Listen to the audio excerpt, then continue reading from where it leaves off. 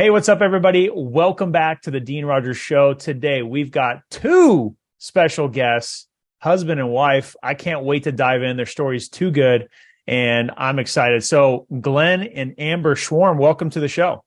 Hey, thanks for having us, Yeah, Dean. thank you. Looking forward to it today. Yeah.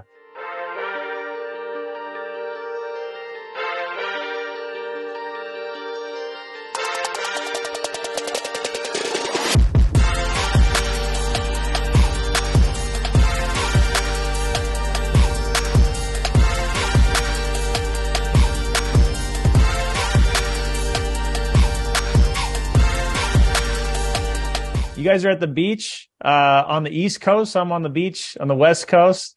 I got to get the beach theme going in the back too. I love it.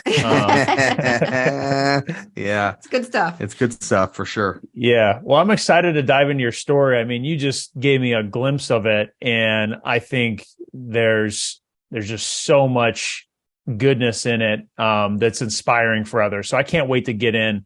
For anybody listening, want to find out more about Glenn and Amber, go to glennandamber.com. Did I get that right? That's right. glennandamber.com. We'll have it up on the screen for you guys to go. Check them out. You guys have been featured all over, the news. You guys have been featured on HGTV. You guys have a crazy amount of experience. So I know that there's going to be lots of good nuggets for everybody today. So let's dive in. Let's dive into who Glenn and Amber are. Sure. And let's talk about your guys' story, because I know people are going to walk away feeling good about that. Yeah. Well, I think we're nobody special. I think we'll start off with that. So we just really wanted a different lifestyle for ourselves. And when we bought our first house in 2003, our first rental property, we really got serious about diving into the flipping end of things in 2007. Right. Bought our first house in 2007. We actually I was an entrepreneur my whole life. 19 years old, started my first company, always worked for myself. That's all I've ever known. My only job I ever had, my brother had to fire me because I started my own company alongside their business. Right. So that was it. That was 19 years old. But Amber and I connected in, like I said, 2003. We decided to flip, and that was the worst time in history to flip a house. I mean, bar none, that was the worst time ever. That's what people told us anyway. Yeah. Everybody said, don't do it. And we just don't listen. You did it anyways. Yeah, we don't listen. I always say the masses come with a silent M. I don't listen to the masses, right? So they're just not good for giving advice. So we were both going through divorces at the time from our spouses, and we just decided to put our nose down and just ignore all the naysayers and go. And we flipped our first house in 2007. We bought in 2007. Yeah. Did like one the first year, made 17 grand on that first deal. And that wasn't a lot of money, but it was to us. And it was it was hope, right? You remember doing your first deal, you're like, yeah, okay, this works. I don't care if it makes $6. It works, right? So yeah, I can do this. And so we went on from there and just like today, so much of the news is just noise. And even though I think people it's really important to just like do what's working for you. If you're in a market where real estate is still doing well, which is a very large percentage of the country, do it, and like we didn't listen to that noise. It was working for us. We were making really good money. We had zero problem selling the house. That spawned into houses. Yeah. We've done about 1,000 deals since then. We do about 100 deals a year. We live, like you mentioned before, we do live on the beach in Florida. We moved here 2 years ago. Our business operates independently up in New York. We have very minimal, I have a meeting a week, maybe 2 meetings a week about it. And it runs with some great people. I really do love building up my teams and building up great people. And, we started our education business, VestaPro, back 7 years ago. That's always been my passion. I always wanted to give back and do that. I learned at a young age that I had some chops. I could speak, and I actually enjoyed inspiring other people. And it just was by a fluke that I did it by accident one day. And I was like, wow, I kind of like this. And I remember telling Amber in the third house, I walked in and said, I don't like getting people all inspired to like, oh, this is great. I feel so inspired. I feel motivated. And they leave the room and go, now what? And I didn't want to have that inspiration feeling. I wanted them to leave a room and go, I feel inspired and I have a plan. Now I know what I want to do. And so I walked into Amber. I remember saying in the third flip, we did all the work ourselves in that third flip. And I said, Which we don't recommend doing. No. I said, this is it. This is what I want to teach on. Cause I think people can get free with real estate investing, and we can teach it and get them inspired and give this as a plan. But I said, and here's where we're different than people today. I said, let's prove the model before we ever teach anybody what we do. Let's prove it. Let's document it. Let's make it really good. We didn't start our coaching business until 400 flips later. 400 flips later, that's when we started and said, now we think we have enough experience to at least start to become educators. And I think that from there, it has just taken off and gone into a whole new direction of now with social media and just the way to be out there and inspire. There's so many people out there that are running around saying that they're amazing, showing that their watches, showing their Ferraris. And there's so much of that crap because it's so easy to do now. It's so easy to show that stuff now online.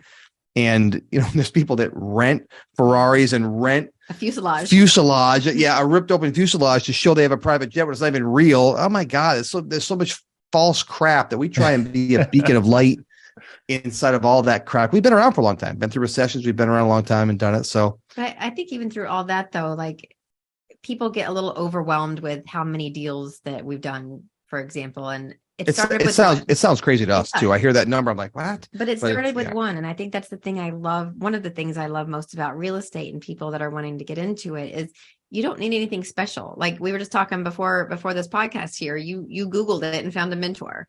That's how you learned about it. We neither one of us had college degrees. Glenn to this day still can't read a tape measure. Don't have to.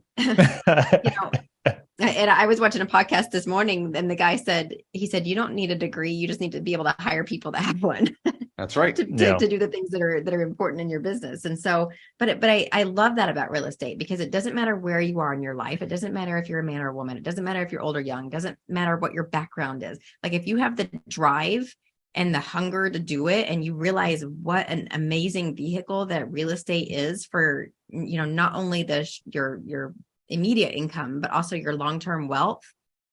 I mean, it's awesome. Yeah. Preach. I love that. I mean, what you said right there, Amber, is so good because that's the exact same message I deliver to everybody else. Like anybody can do it. You just have to be driven, right. And you just have to like continue to push past that barrier of it's something new, right? And it takes time. But real estate is so incredible because literally anybody can do it.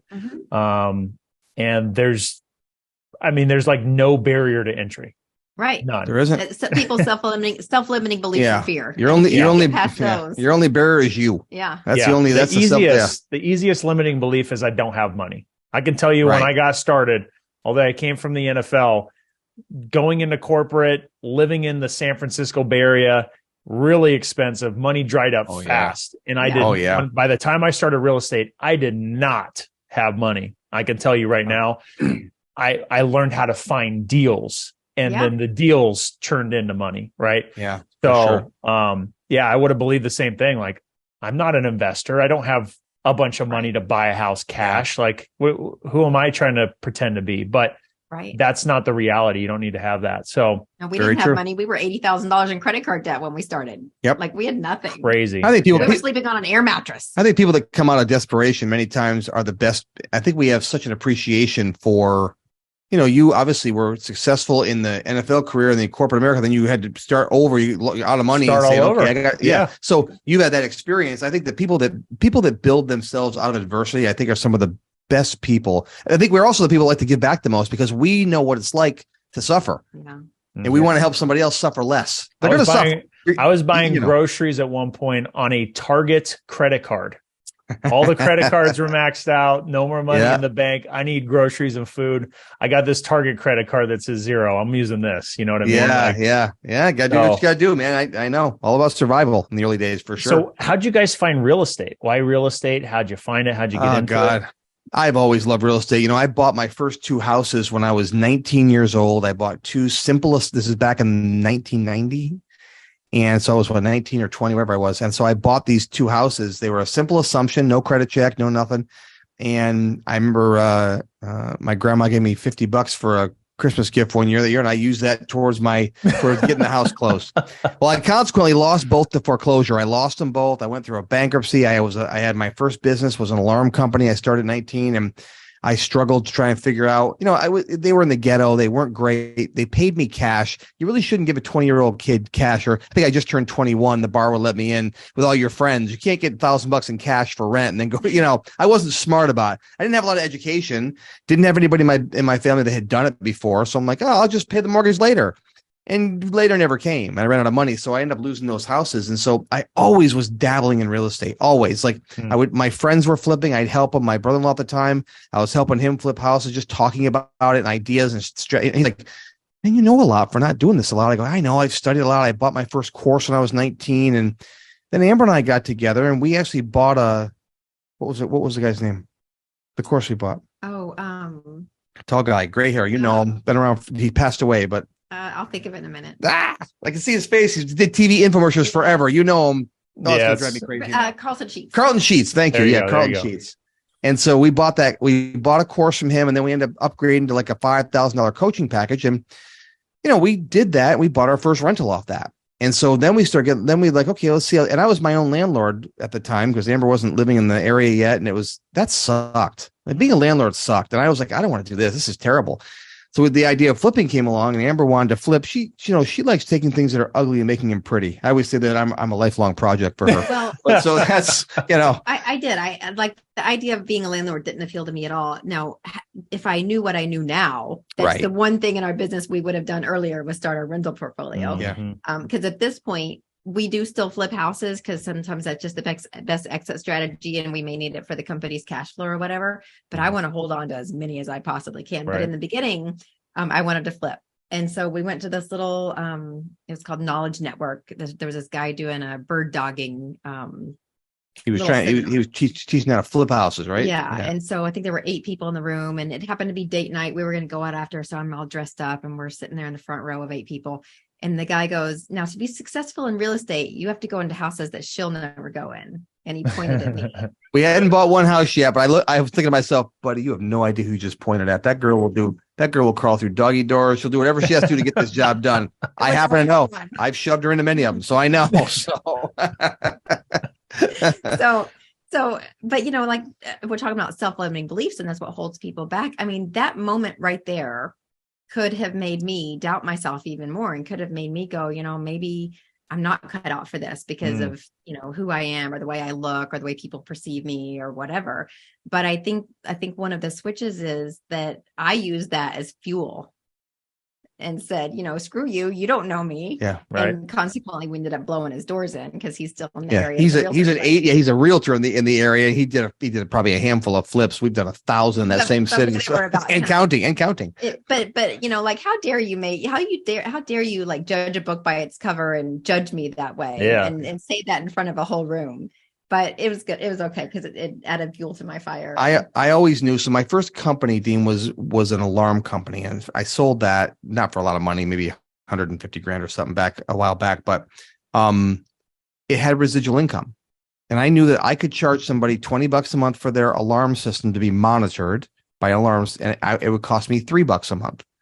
That was good money. I made $18 a month for sending a bill out and collecting and that kind of stuff. But I always knew from a young age I wanted a residual income. And I got down the track of flipping houses, which is all fine and dandy. But every time you flip a house, you're out of work. We'll do 100 deals this year. We'll probably do, let's say, 70 wholesales. We'll probably do 20 renovations, and we may hold on to 5 or 10 houses for rentals. We just bought a 9-unit, but most of them are single family, 2 families. And every time we flip a house, we're out of a job. Mm-hmm. And frankly, I'm 54 years old, and that's ridiculous. I don't want to be out of a job all the time. I want to have income coming in. And so I think for us, the residual part really, I always knew it was important. And we've got about 50 houses. We don't have a ton, but it's more than some people have, right? But there's other people I meet that have hundreds of them, so thousands of them. So we're whatever. It's funny, the different groups you hang around, you're like, I don't have anything. So I think I'm doing good, but I guess not. So, yeah. Right. So our 50 pieces of property, out of those, 13 of those are short-term rentals, Airbnbs. And so we were middle of COVID, living in, I call it Nazi New York. We were stuck up there, and we came down to Florida, and we were deciding we want to move. What's that? I wasn't too far off from from the kooks in California. Yeah. Yeah. Yes. So, Yeah. so we were stuck. So we came down to Florida and we started looking at houses on the beach, and we've been looking for a couple of years. And I'm like, gosh, those are houses. That's a couple commas. I'm not thinking that's going to work for me. That's, I grew up a poor boy in upstate New York. That's a lot of money. And we're down here looking at houses, and all of a sudden Amber starts getting her tape measure out. I'm like, holy crap. Because I do know how to read a tape measure. This is the highest price house we've looked at. And it's in the multi-billions. It's not just millions, it's in the multi. I'm like, what are you thinking? And this is this January of 21. So the market hasn't spiked up quite yet. It's on its way, but it hasn't done it yet. I called my broker and I said, just for argument's sake, what if I put this much down, what would my payment be on this house? And he told me the number, and I was like, what? He goes, yeah. Why? What'd you think it was? I go, I don't know. I never thought about it, to be honest with you. He said, why? He said, some of your returns. I said, he said, you have this no problem. He said, your residual income is more than double that. I'm like, yeah. I hadn't thought about what we have been building over the years, and the power of it hadn't impacted me until we were able to buy our dream house down here in Florida. And so passive income's the name of the game, though. You got to get passive income, because, we teach now people that we meet, we say, listen, what's your number? And if we're having a conversation, I'll say, what's your number? Well, what do you mean? Well, what's your financial independence number? What do you mean? How much I have to have in the bank? No. How much income you have to have coming in? Forget the amount of money in the bank. That's a number too. But the main number is, what do you need coming in every single month, so that if you woke up tomorrow morning and you couldn't get out of bed, you were sick, your spouse was sick, your kids were sick, there was an accident, or you just didn't want to go to work, or you got laid off, or your mom or dad needed you or something, and you had to take 3 months off. Recession hit and you're out of a job. Right. What number would you need to have coming in month after month after month, so that you could live a life of peace, and I believe be the best version of yourself?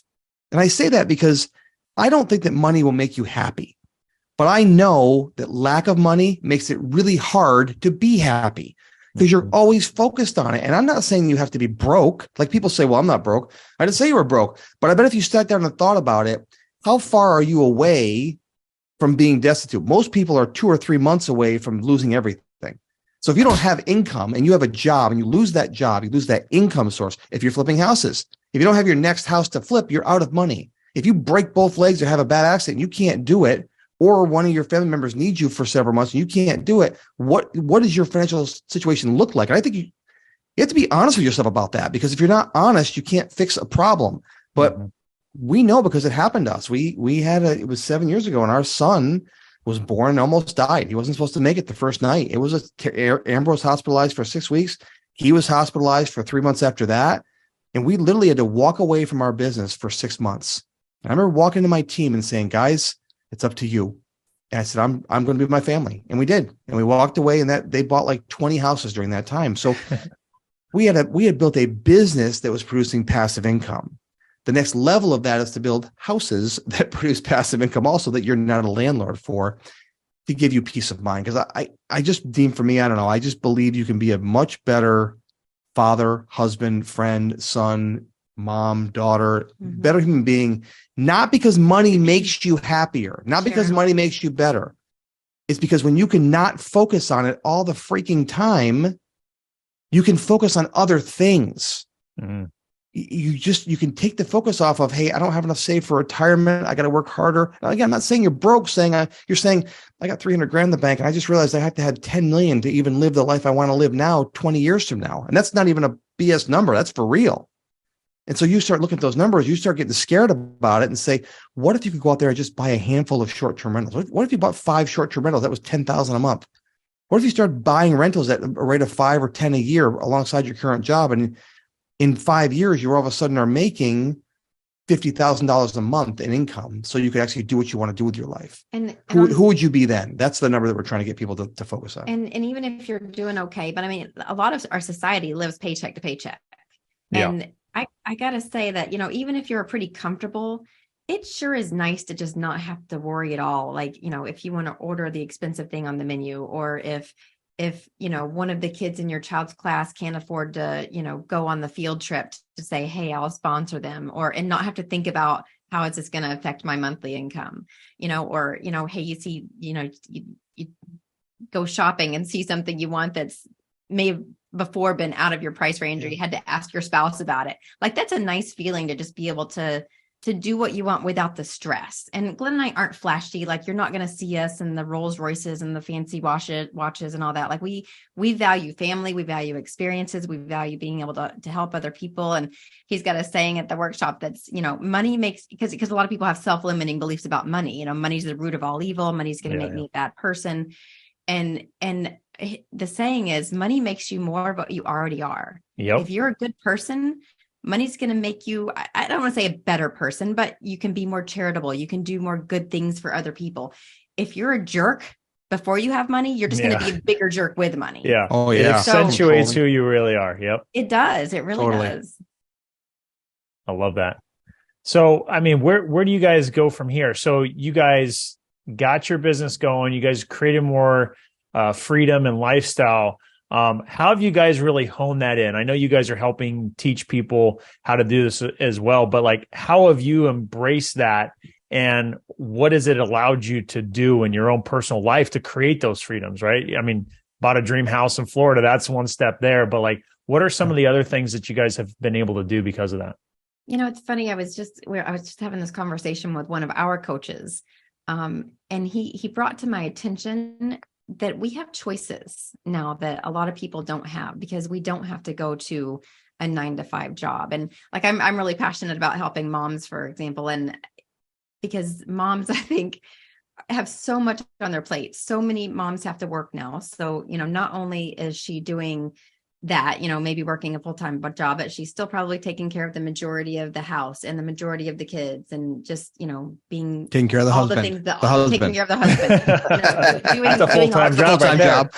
That's full-time. It is, but doing all the things that moms have to do. And, I was at, I can remember being at my daughter's kindergarten class, and it was Christmas time, and you could bring a blanket and read your child a Christmas story. And it broke my heart that some of the other moms weren't able to be there. Maybe they couldn't take off work, or they couldn't afford to take off work, or they didn't have vacation days.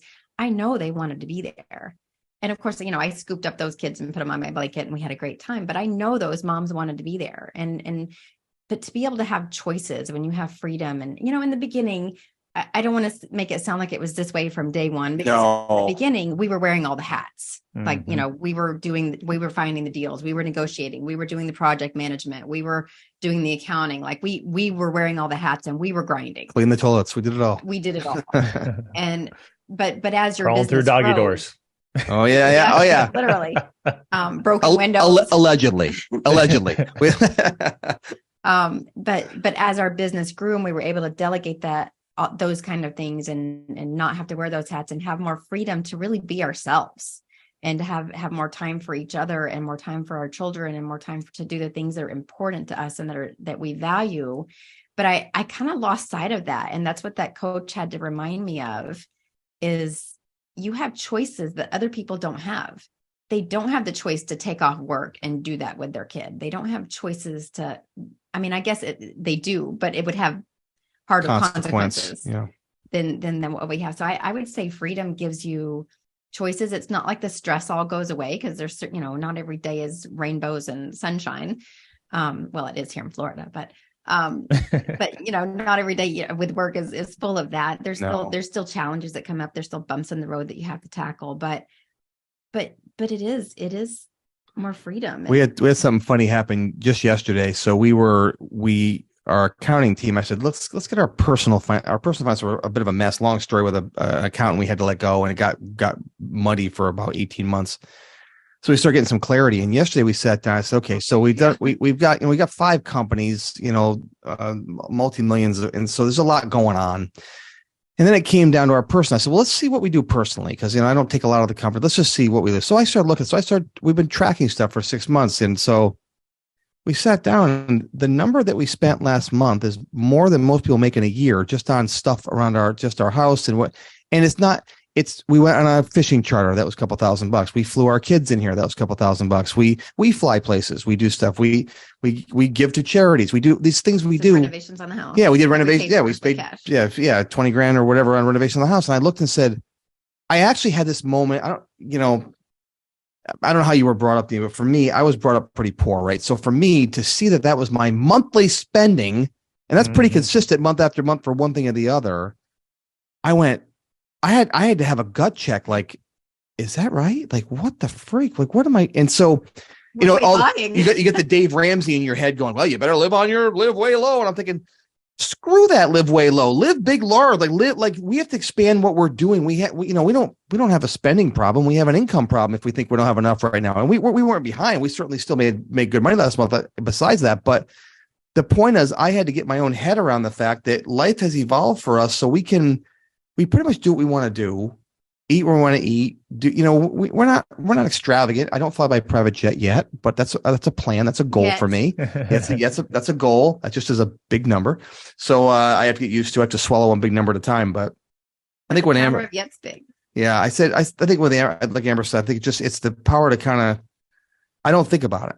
Our kids are going on a mission trip. It's our son and our daughter-in-law are going on a mission trip. They just got engaged yesterday. Yeah, they did. Nice. So we think nothing of giving them money for their, they said, we got to raise money for donations. Great. Let's help you. We think nothing of that stuff. I don't even blink an eye.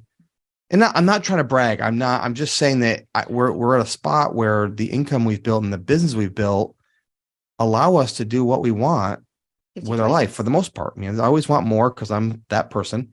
But now it's about, what's my mission? Like, how many people can I help do this? Because I know that I won't get to what I want to get to till I help enough people get what they want to get. Yeah. And that means people in my team. That means that, them, because we've got probably 70 people that work for us in our companies. And so I want them to be the best version of themselves. And I want them to be able to grow and feel like they're part of something special. And also people that come into our tribe, our students, and that kind of stuff too. So. Yeah. Well, I think what's interesting about what you said there, like we're often shy to brag too much, right? But boy,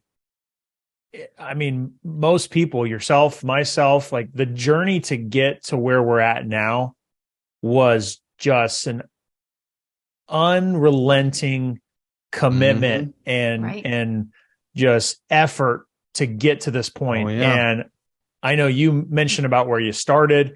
We talked briefly before we started about how we've gone through ups and downs. I'm sure you've had some big losses and just getting punched in the face, and most people would crumble after some of the losses and experiences that I'm sure we've both gone through.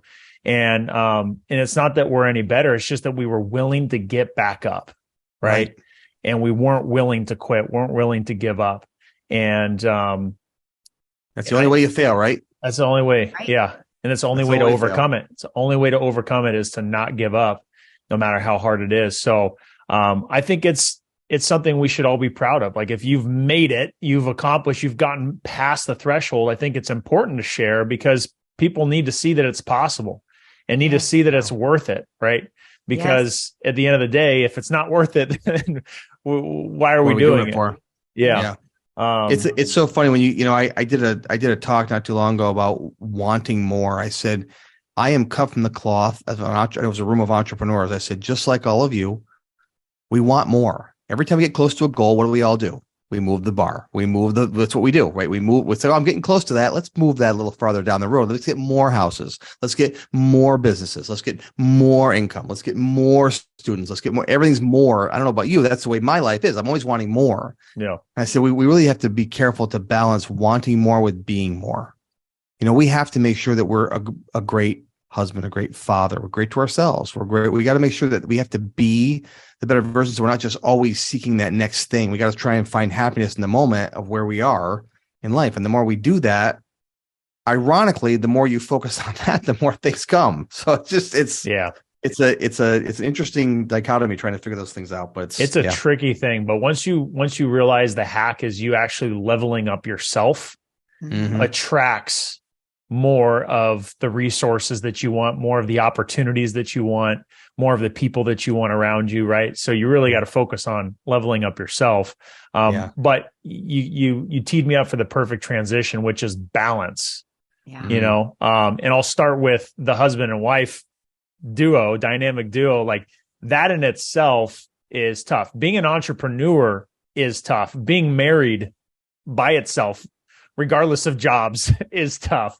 So how in God's green earth have you guys figured out to work together, still like each other, presumably, and and navigate this, because if you're an entrepreneur, you're a different breed. You do things differently. About the whole be obsessed or be average from Grant Cardone. Like, a lot of entrepreneurs go hard and they neglect a lot of other things, including their family, including their health, including a lot of different things. So it's really difficult to try to balance if you are obsessed and you are very driven. So being a husband and wife, I mean, how do you guys figure that out? We've never even had a disagreement. So I don't even know. Oh, come on.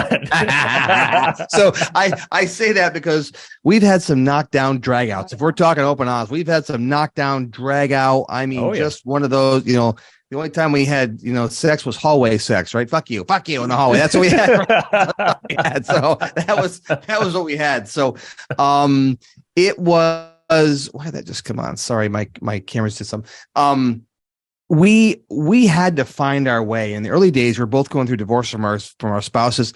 I can remember laying wood floor and like fighting and crying and just horrible. And so we battled and battled and battled. And I think the first step we did was defining each other's roles. I'll talk about the next. I want to tell you what we did after that, but we defined. You can talk about that for a minute. Yeah, that was really big, because in the beginning we did the blame game a lot, and because I thought you were going to do that. No, I thought you were going to do that, and things would slip through the crack, and we just end up fighting about it. But so for us, and that's another piece of advice we give anybody working together, whether they're spouses or mother and son or cousins or whatever, is define your roles. Okay, you're responsible for ABC and you're responsible for XYZ, but also to support each other within your roles. So like when Glenn and I started, we had reverse of what's typical.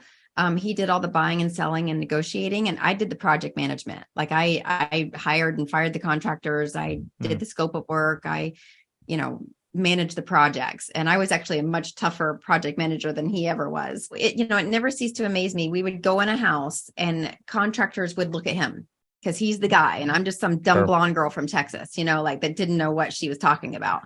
And I did know what I was talking about. So he would always support me in that role. And he would, instead of just like taking over. It depended if we were fighting that day, but most of the time I would. Yes. Yes. So he would always support me in that role. And he would say, I don't know why you're looking at me. You need to be talking to her. So I appreciated that, and at the time I didn't have the self-confidence that I gained over time of doing it and being able to stand up for myself in that spot. So that was really helpful.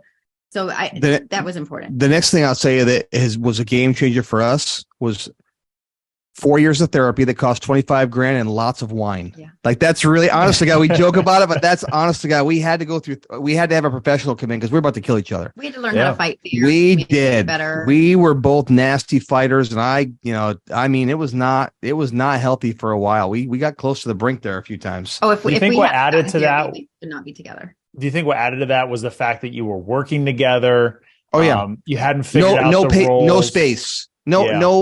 No space from each other.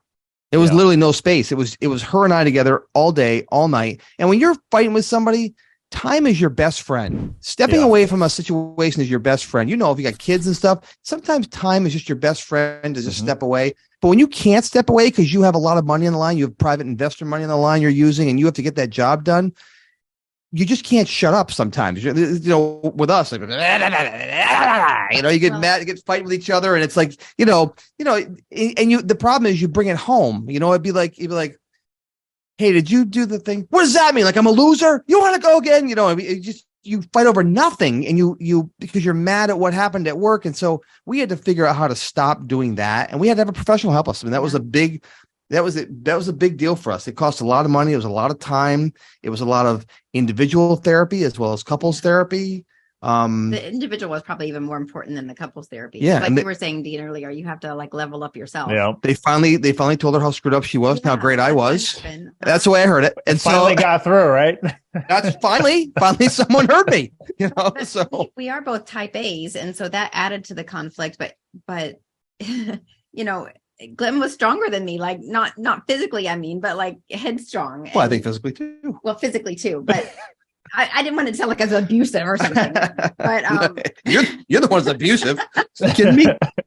But But we did. So therapy was like really important for us. And that's what we tell people, like going in, if they're going in as a couple that are wanting to get started, is make sure your relationship's on good solid ground before you start. Yeah. Because if it's not, it's probably not going to last. Our therapist was about 70 in her late 70s when it was in her house, and we sat down, and I'm hot. You go to a therapist, you're charged. Ready to let you it sit rip. down. Yeah. Oh, you're ready. And so she starts getting on to Amber's case. Well, you did this and you shouldn't have said that. It's like our first session. She goes, well, I can see clearly that you shouldn't have this. And I go, I agree. And the therapist looks at me, she goes, I don't care. And she looks back I was like, oh, I want to kill her. Oh my God, I want to kill her. Really good. Oh, I wanted to kill her. And for me, it's a little side note on the therapy. About 3 or 4 weeks in, I decided I didn't like her anymore. She was pushing my buttons. I didn't like her.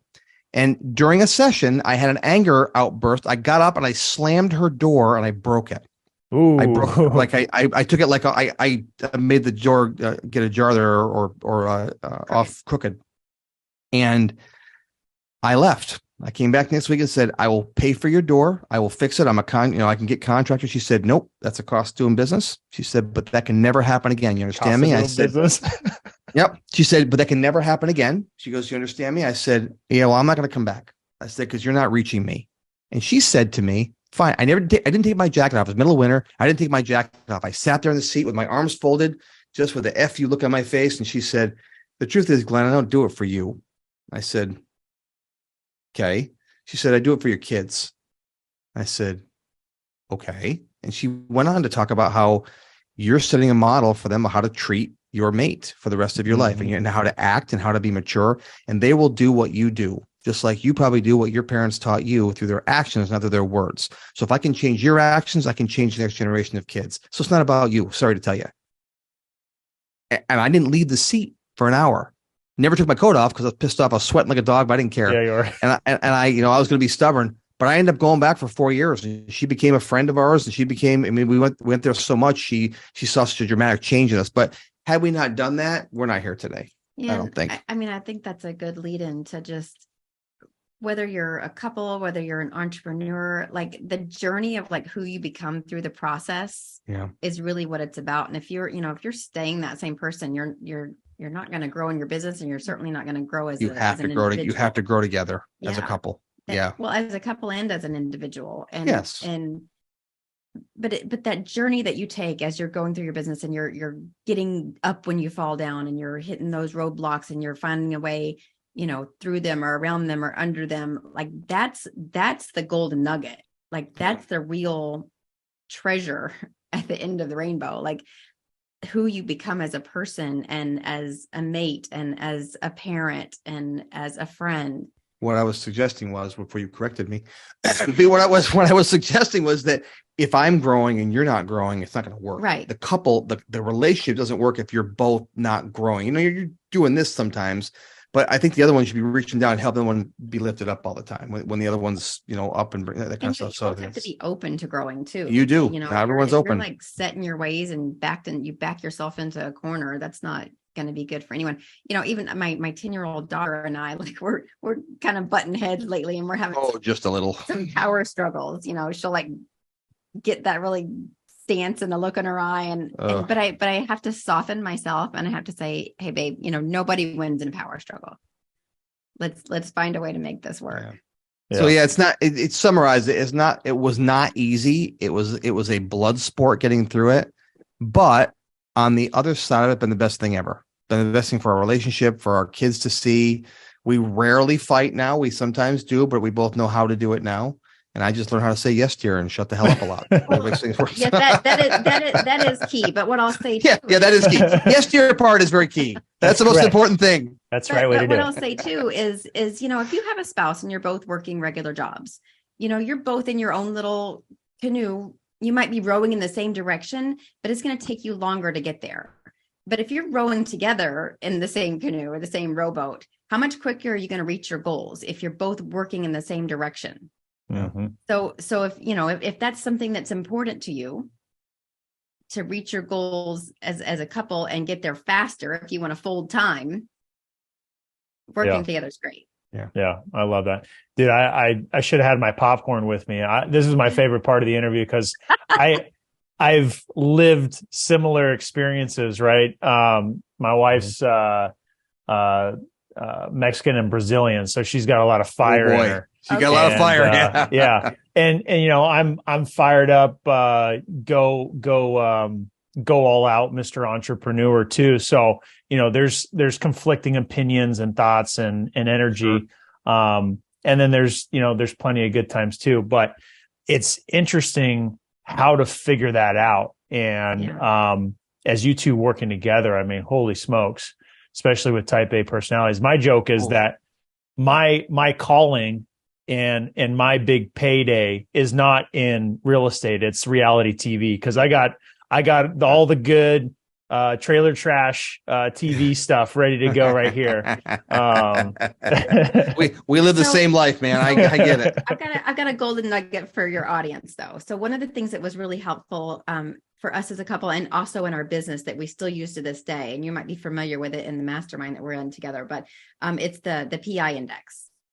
And that was a game changer for our business because we were able to hire the right people, put the right butts in the right seats to make our business run a lot more smoothly and efficiently, and make sure that the people that are in those positions have the right aptitude for it. They're qualified for it. They enjoy it. How to talk to it, how to communicate with them. So our coach did Glenn and I together, and then he actually merged the files, so that we know how to relate to each other. And he said, "You guys are like the perfect fit, with running business together." He goes, "But when you fight, I bet I could sell tickets." We laughed. We said, "Oh baby, yeah." He said, "Yeah, you guys are a strong power couple. Yeah, we can sell tickets." I said, "You sure could." We've had some doozies over the years, but the reality TV drama. No, we have to laugh about it. How far we've come, though. I mean, you needed a lot of help, and I'm glad you got it. So it's better now. Clearly, that was the issue. Thank God. No kidding. I couldn't tolerate her any longer. Good stuff. Yeah. So working things out as husband and wife, certainly a huge part of your story. How do you guys find balance now in your business? We can wrap with that. Like how do you guys as entrepreneurs, because again, wanting more, you can't help it, but like, how do you then find that balance to achieving more while really living the lifestyle you sought out to in the beginning? I'll be quick and then maybe you can go. For me, and I'm not going to sit here and say I'm perfect at it, but what I really try to do is stay really focused on the moment I'm in. So if I'm in work mode, I try to stay in work mode and not get distracted easily. But if I'm with my kids, I don't want them to always see mommy's working or mommy's on her phone or mommy's on her laptop. Like I want them to feel like they're the most important person in my world. So I'll try to put that stuff down. Doesn't always happen, but that's what I really try to do is just really stay focused. I think one thing that we started doing early on, and we've gotten a little off track here only because we don't have a nanny anymore because now she's marrying our son. Anyways, long story short, but anyways, she wasn't his nanny, just to clarify. Okay. So where's this going? No. So So our son's fiance was our nanny for 4 years. That's how they met. They're the same age. So for the nanny for the younger kids. Yeah. So, but we started date night, and that as basic as it sounds, if you can commit to that once a week, and you'll talk about business, and you'll talk about stuff that, you try not to, but it just is what it is. But just to get out of the house and go with each other, it's really important. I think it's really important for your kids to see that. I think it's important for you to have that. And when you're there, to stay focused on, like you said, don't be on your phone. Put the damn phone away when you go on a date. You're with the person that you love the most in the world, or you should. And then that's the person that you want to spend time with. So spend time with them. And those date nights became kind of a foundational piece for us to have a better life. I think we just had those to stay connected. Even sometimes easily get disconnected. Even sometimes we were fighting. We'd still go out sometimes. We like didn't say much at dinner, but we got through it. Right. And we pushed ourselves to always be outside there and stay connected. That's an important piece. And then I think the other thing is just what brings balance is just taking care of each other. Watching and seeing what the other person is doing to not take care of themselves and reminding them to take care of themselves, or helping them take care of themselves, whatever that might be. They're not eating well, make them food. They're not getting sleep, do something that will help them to get more sleep. Help with some chores. Guys are notorious for not doing that shit. We're terrible at that stuff. We're awful. I've been married twice, and I can tell you it's a very important part of a marriage. Pick your crap up off the floor, clean up the dishes in the kitchen, do that. It sounds like nothing, but to a woman, it's foreplay. For God's sakes, do it, boys. It works. So, so you got to do that stuff. It's important, but we got to do that because that will bring balance and that will bring understanding if they feel like they're being understood. I'm talking from a man's perspective, because God knows we're a little thick-headed with that kind of stuff. It takes us a long time to figure it out, but once we do, it's a pretty good ride after that. But we have to figure that part out. And women are statistically bad about taking care of themselves because we are caretakers by nature and put everybody else first. Yeah. Nope. So, wow, man, it's been so much fun. I appreciate all your guys' time. I know your guys' story is very inspiring and real. That's what I love so much. I really appreciate you guys getting real about it, because I know it was helpful for me. I definitely took away some good stuff, and I know everybody else listening will as well. Guys, again, if you want to connect with Glenn and Amber Schworm, go to glennandamber.com. You guys can connect with them there, find all their socials, make sure to reach out with them there. So guys, thank you so much again for your time. And I guess any last words? Gosh, we covered a lot. Yeah, I would just tell people, if you've got a goal and a dream, go for it. Don't let fear hold you back. Yeah, 100%. Love it. And never, like you said, never quit. The only way you fail in life is to quit. That's the only way you fail. Yes, sir. All right, Glenn and Amber, thank you so much for your time. Until next time, everybody. Peace.